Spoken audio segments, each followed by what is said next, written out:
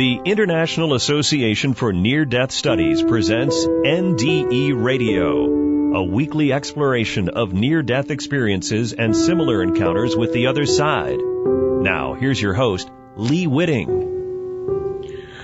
Welcome to NDE Radio, brought to you by IANS, the International Association for Near-Death Studies. I'm your host, Lee Witting. For regular listeners to this program, one question must come up again and again. Do you have to die in order to have a near-death experience? Many of you have noted, no doubt, that the near-death experiences reported on this show include folks who declare boldly, I wasn't near dead, I was completely dead. No breath, no heartbeat, no sign of life. We should rename it a death experience. Meanwhile, others seem to report experiences as profound and long-lasting as the life-threatening ones during natural life activities such as giving birth or even slipping into a state of depression. And today people can even take classes in how to leave their bodies, the first step in any NDE.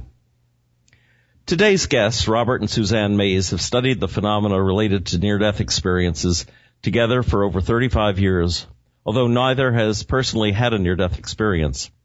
Their research focuses on the phenomena connected with the out-of-body component of NDEs, especially veridical, that is, evidence-backed perceptions during an NDE, neurological phenomena demonstrating the operation of the nonmaterial mind with a focus on memory formation and recall, verification and corroboration of specific cases of veridical perceptions in an NDE, and finally experiments on interactions of the human bioenergy field. Together they recently authored an article titled Explaining Near-Death Experiences, Physical or Non-Physical Causation, which appeared in the spring 2015 issue of IAN's Journal of Near-Death Studies. And an earlier interview with Robert can be heard on the December 9th, 2013 edition of NDE Radio. Robert and Suzanne, welcome back to NDE Radio. Thank you, Lee. Good morning, Lee. Good to have you here. Well, tell us, do we have to come close to death or actually die to have an NDE?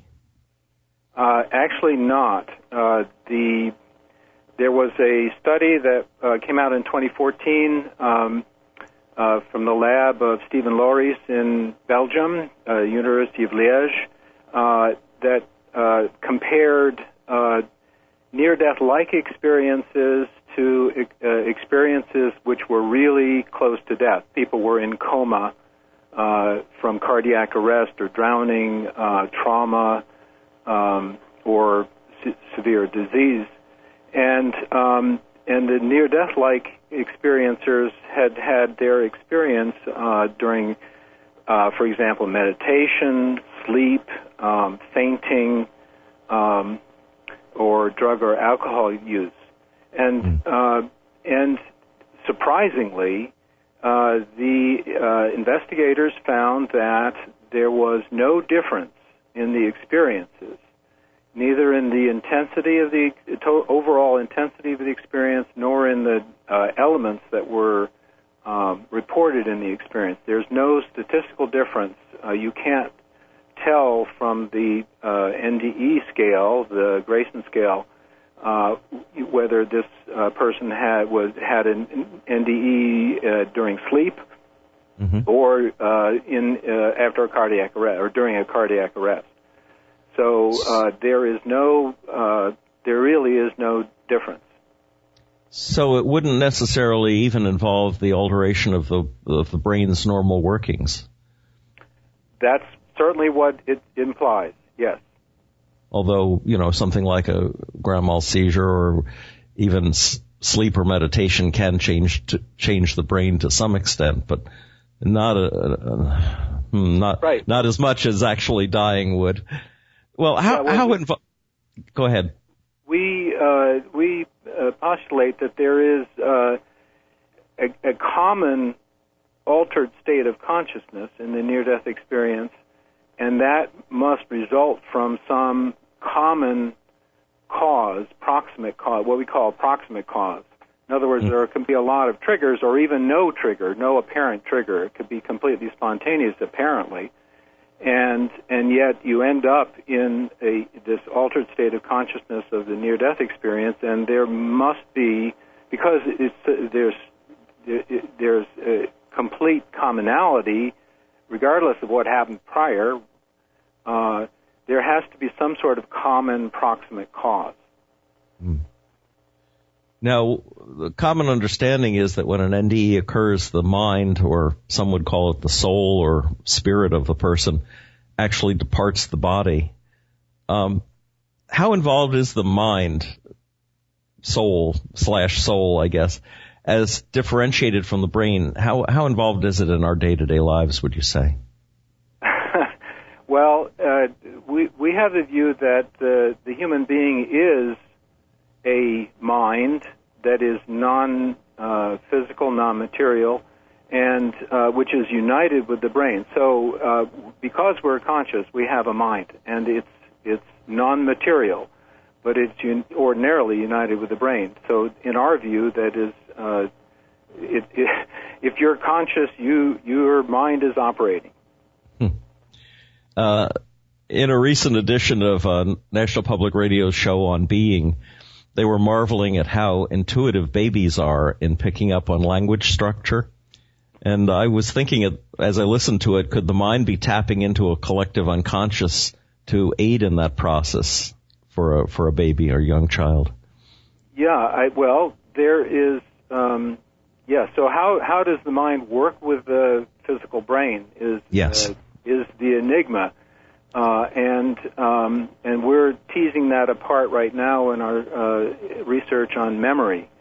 How does memory work with a non-material mind and the brain? And of course, memory is posited as being encoded in the brain, and we feel that because memory is operating and memories form out of the body in the near-death experience, that memories are encoded in the mind, or actually formed in the mind. It's not really an encoding, and then they are recalled from the mind. Well, also there's this question of where do we get our ideas? How do we come to recognize something as, when we see something as that's a person I know, or that's a book, and that also is coming to us intuitively, we feel.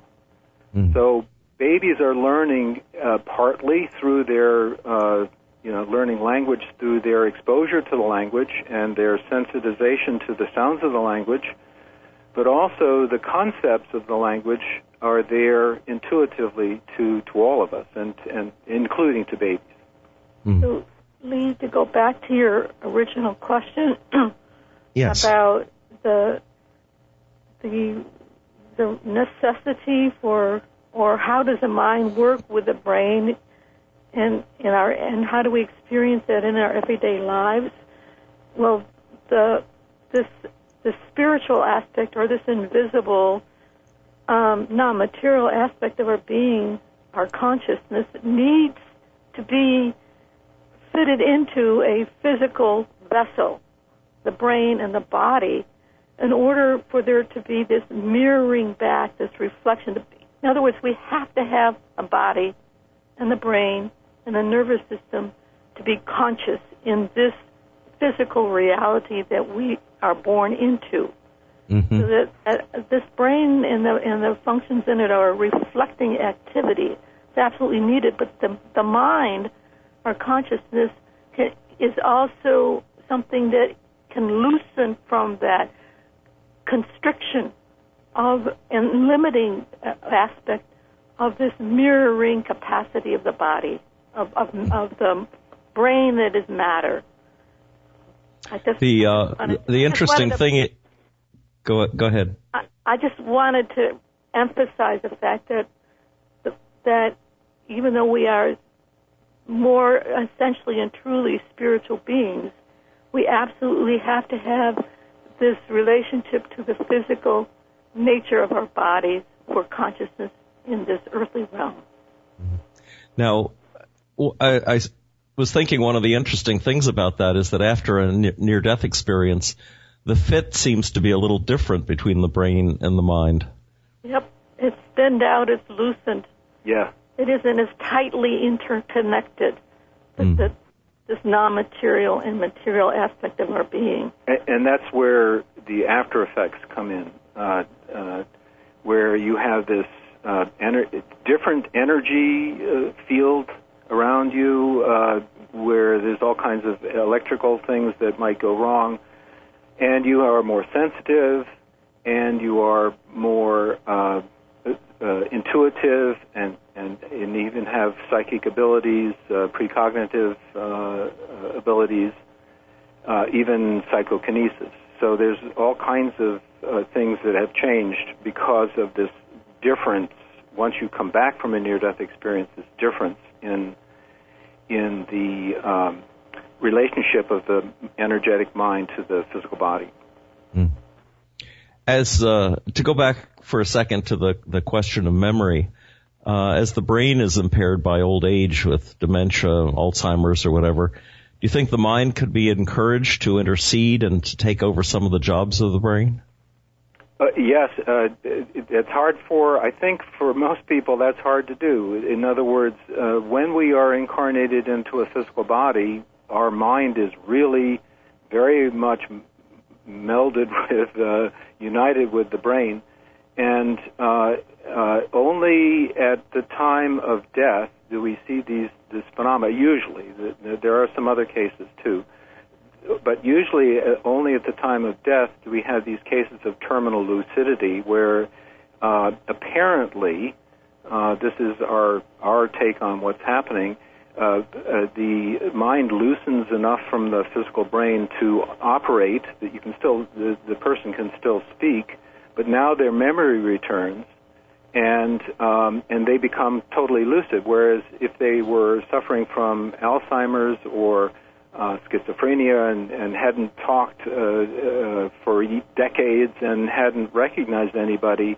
for decades, all of a sudden they come back to themselves, and this is just before death, and they are lucid, their memory's there, their emotions are there, they have a connection with their family again, and then usually within a day or so, they have died. I wonder if someone who diagnosed with early Alzheimer's could take OBE training and thereby forestall or broaden their memory banks, as it were. Yeah, that's a really interesting idea. I think that would be worth pursuing. I would not have an idea whether that would help, but it's certainly worth trying. Let me try a more philosophical question here. Can the mind, or mind/soul, and the brain have different perceptions, values, and interests? For instance, can the brain love, or is that an aspect only of the mind? No, I think there's just one person in there, namely your mind. But there is an interesting aspect of the life force in the physical body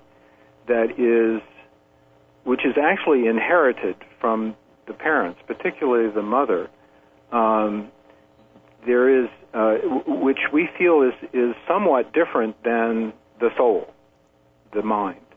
And so there can be these cases where the physical body, the person doesn't feel that they fit in the physical body that they've inherited, essentially, that they've incarnated in, and of course there are also these cases of when there's been a transplant of an organ, like the heart, particularly. There are aspects of the donor of that organ which seem to be incorporated into the person all of a sudden. And that's also very interesting, which we feel is this energetic connection of the physical organ, the physical body, as opposed to, the person, what Frankl calls the noetic person. It's the soul.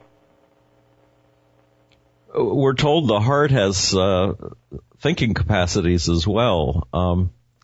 And it's, usually when people outside of the NDE field talk about these things, they talk about a split between the brain and the heart. How does the heart fit into the equation?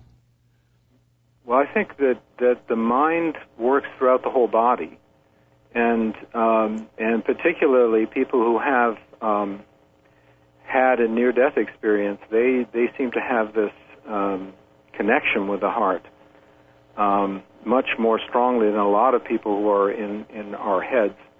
And so there is this, I think it's still a soul expression through the heart, through, other aspects of your being than just your head, just your intellect. Have you encountered stories where a transplanted heart, for instance, has caused some sort of psychological problem for the person receiving it? We have not really studied that in detail to say, other than just glossing on the phenomena that we've heard of, but not studied in depth, which phenomenologically is extremely interesting. But we don't. I don't think we have any idea about that yet. Okay. Now, Suzanne was talking about how the mind and the body, and the brain rather, the mind and the brain fit together. So how does the mind, which experiences a near-death, communicate that information to the brain? How does the brain suddenly know how to articulate that experience of the mind to others, for instance, on NDE radio? Yeah. They have a hard time articulating. It's ineffable. Ineffable, right. So we try as much as we can with our human language and our human experience in this body. But it's I know they always say there are no words to express what I went through, and then they can talk for hours about it, or even write books about it. Right. Well, there is this. It seems that we're studying this phenomenon that has come out from Arianna Palmieri, is a researcher and her group in Italy. Have done studies of the memories of near-death experiences when they are remembering their near-death experience have a different EEG pattern than when they are remembering real events in their life, and also compared to controls who are remembering real events. In other words, NDE memories are real memories. They have the characteristics of real memories. But when they are remembering them, and this is why we're getting into memory, when they are remembering them, there's a different EEG pattern, theta and delta waves, which are not present when they or when the controls are remembering real events. And so even though the memory characteristics are the same, there is a different kind of recall, and we feel that that's because what they are doing is, and this is our observation too, although we need to do some more investigation, but it seems to be that they are, when an NDEer is really recalling their NDE, they go into an altered state of consciousness. They kind of relive the experience. But that experience was not in their body. That was out of the body, and so they kind of go into this altered state of consciousness, kind of going back to that state of being out of the body and experiencing those things. And if you observe and listen to NDEers who really get into their describing their near-death experience, they do kind of go into this state. Also, this investigation is pointing out that there are two levels of memory. There's our everyday memory, which has different kind of brain waves, and those are tied to the time and space contingent that we're living in the physical body. There's another kind of memory that has these very slow brain waves, which is a memory that's tapped into something that's outside of time and space, the physical environment aspect that we live in our everyday normal consciousness. So that's another kind of signpost that there are two dimensions to the human being. We have our physical vessel, and then we have a soul and spiritual organism that we live in, and how to become conscious in both at the same time. And how to develop both kinds of memories, both kinds of consciousness. And to answer your question, how does the mind, work with the brain? Actually, it's a hand in glove kind of situation, so that the hand is moving the glove is the brain functions, but what's behind it is the mind, and they are united. So when you have a conscious experience, you have to have your brain operating when you're in ordinary awareness in your body. You have to have your brain there to be conscious of anything. So even your own thoughts, even your memories have to have some sort of evocation of brain activity for you to be conscious even of your memories and of your thoughts. And so that's why this is such an enigma of how to tease apart the neurological processes and the subjective experiences, because they are so tied together, and that's why a lot of physicalist, reductionist scientists think that there's no question that the brain produces consciousness, because look at all of the correlates. Well, of course they're correlated, because you can't be conscious unless you have the brain operating. Right. Well, there is an interesting set of experiments, I think, were done with mice, where they found that memory wasn't stored in any particular part of the brain, but seemed to be throughout the brain, so that the mice could then run mazes whether they'd had certain parts of their brain eliminated or not. Right.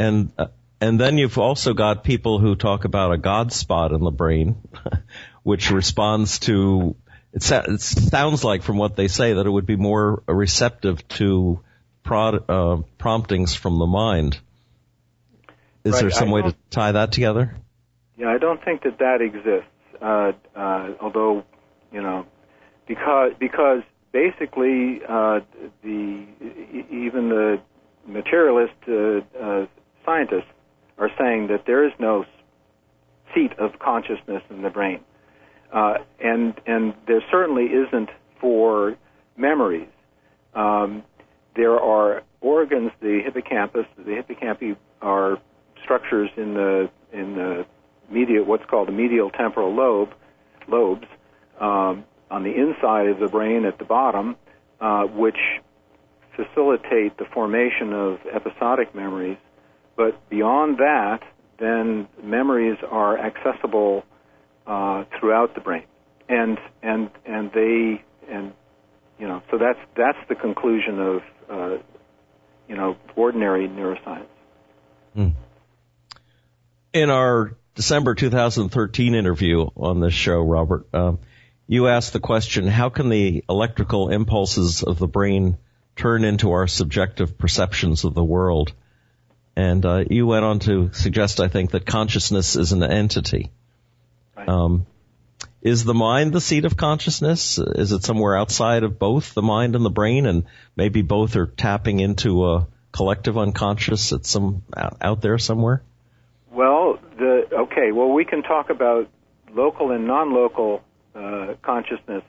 The mind is the seat of our individual consciousness, and we feel that from the phenomenology of the NDEs that consciousness, that the reality is that we are individualized spiritual beings or non-physical beings, and so our consciousness, even out of the body, is localized, as opposed to the notion that consciousness is non-local, and we make this point in the paper.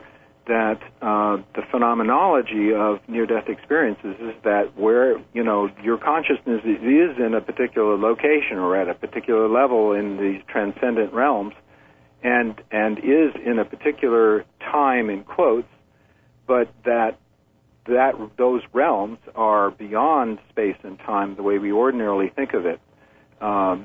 And so one can have access, even though one is an individualized being, one has access to consciousness in the future and consciousness of the past and consciousness anywhere.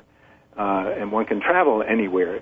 And so that's, that's our view of it. It is not like there's, that we are individualized only because we are incarnated in a physical body, but we are individualized even afterwards and after we transition to the spiritual realms. And that's what the NDEs point out as well. What sort of walls do you suppose are laid up to keep us from having that higher consciousness on a regular basis? That's the challenge that we have set ourselves, I think. That brings you to the philosophical question. Why are we incarnated? What's the reason for having a life on Earth that's filled with all kinds of tribulations and all kinds of hard, painful, suffering lessons? Yeah. Why? And there is. I mean, I don't know if you want to get into the philosophical reason, but it is tied up with this developing of the individuality. And why it is that we also firmly are so convinced that there is this localized consciousness of the mind, individualized mind, that it's not spread out into the whole universe and we're tapped into a collective soup of awareness, but that we are developing as individuals spiritually, and that we need the earthly experience being in the body to develop that, and to develop, you asked this question earlier about the heart, to freely choose love. We're here to learn that that the highest fruit of earth is love. And in a way, we ate of the tree of knowledge way back when we were in paradise, and we went through the experience of the fall. And now it's a matter of us coming to eating of the tree of life again and finding out that we are beings of love, but we freely choose it. And in the process of that freedom also become a new kind of spiritual being in the spiritual world. We have chosen freely to be love beings.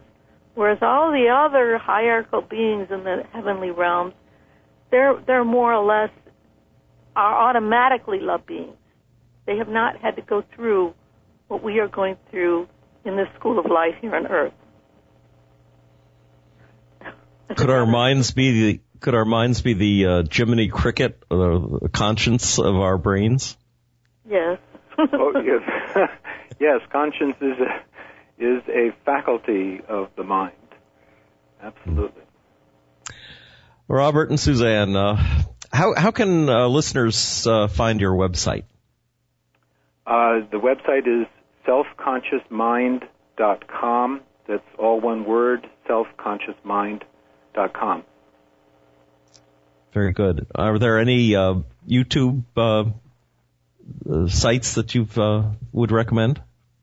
Well, I'd recommend the IANS YouTube site, and a lot of our presentations are on the IANS videos channel. It's youtube.com/IANS videos, and that's the one that I would recommend in terms of a lot of information about near-death experiences. Very good. Well, thank you, Robert and Suzanne, for a fascinating show today. If the listeners would like to listen to this again or any of our past shows, just go to our website at nderadio.org And for more information about the work of IANDS and our upcoming conference in Orlando, Florida in July, check out that website again at iands.org, and tune in next Monday, 11 a.m. Eastern, for more NDE Radio. This is Lee Witting saying thanks for listening.